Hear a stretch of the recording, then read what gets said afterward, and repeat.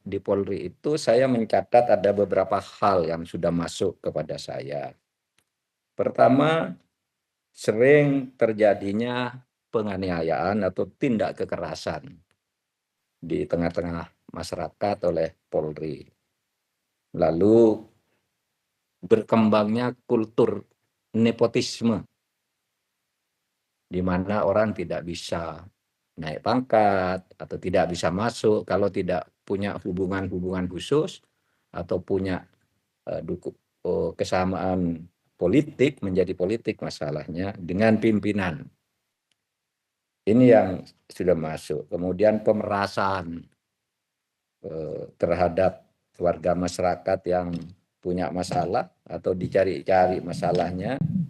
Kemudian backing-backingan terhadap kejahatan, illegal mining, illegal logging, illegal fishing, dan sebagainya. Itu bukan rahasia, udah banyak backing-backingan.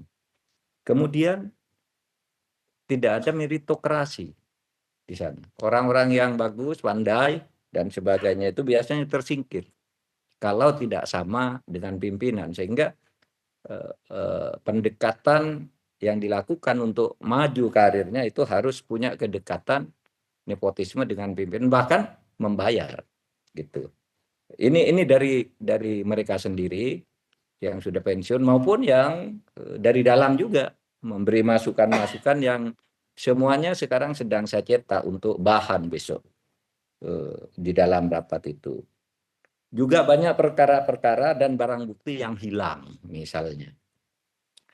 Dan kerusakan ini sudah cukup meluas, tetapi saya melihatnya ini ya kalau dibandingkan dengan polisi yang jumlahnya lebih dari 500.000 ya mungkin kecil pelakunya, tetapi mereka ini menempati tempat-tempat strategis yang bisa menentukan jalannya penegakan hukum, ketertiban dan ketentraman masyarakat dan sebagainya. Jadi oleh sebab itu akhirnya saya katakan begini, Bang Karni, bahwa berdasar diskusi-diskusi saya dengan PP Polri, Persatuan Purnawirawan Polri, itu sebenarnya ada 3 hal dalam pembangunan Polri itu. Satu, masalah struktural, kelembagaan.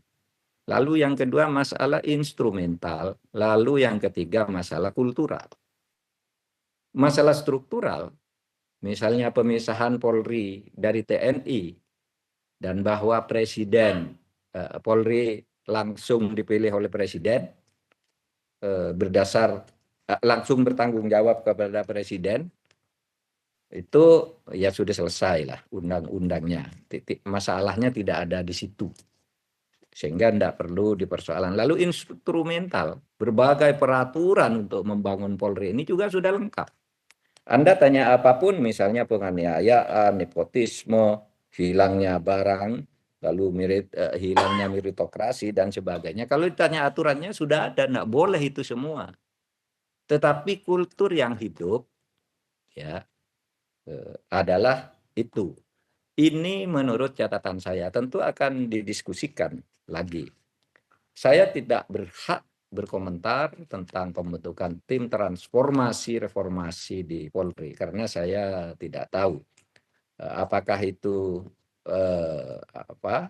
diperlukan atau justru mungkin Pak Prabowo bisa saja mengangkat itu menjadi tim yang akan dibentuk oleh Presiden, diangkat saja yang itu. Yang penting kan isinya memperbaiki gitu. Terserah saja, saya tidak tahu hubungannya apa dan saya belum tahu ruang lingkup tugas kami ini karena banyak yang nanti akan masuk ke sana, mungkin di bawah organisasi yang beberapa orang itu akan dibentuk tim-tim yang terkait dengan ini tadi dan sebagainya. Tapi saya berpikir tidak perlu